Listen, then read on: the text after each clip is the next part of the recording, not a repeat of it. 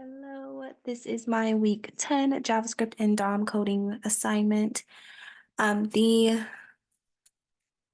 required action was essentially just to create a table with my chosen data and have the user be able to add things to the table. And so for that concept, I decided to go with a virtual bookshelf, which I called LitLog. With this option,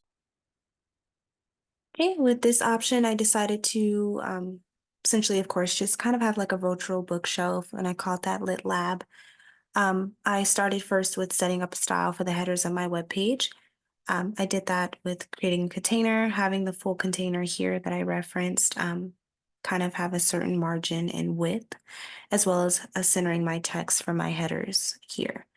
I referenced all of my required style sheets, my Bootstrap, jQuery, and my index.js file. Did also reference again that the text, of course, that I styled up here. I created first a container, which I created a card, and then of course edited the card body by a row. I did kind of break this up into the title of the book, author's name, the date, the brief synopsis of a book, and the overall rating on a scale of 1 to 10. From there, I did create a light or a button here where a user is able to submit the information that they added to a table in which it is recorded here. And this is the code for that table. Again, where you're able to kind of sort the information in which you input it up here onto this table. As far as the index.js file, here is that. I started first with creating a function that declared the value of the user's input previously declared in these text boxes. And then I created a new function named new row, in which of course it would produce a brand new row once the information is submitted. This is the code to append the new row, and then this will auto clear the boxes once the information is submitted to the table. So for example, we'll go ahead and try the Hunger Games here.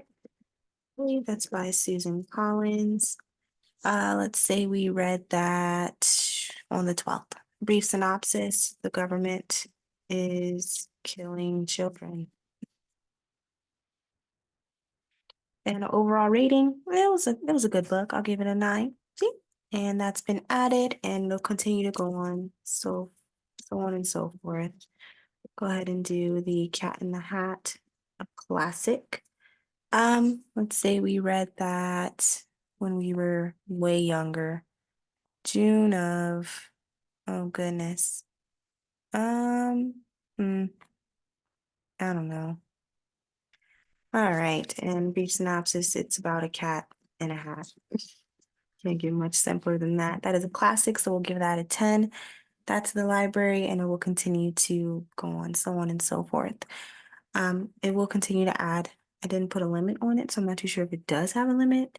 But other than that, I believe we hit all the required fields. Thank you so much for watching. I appreciate it. Have a good day.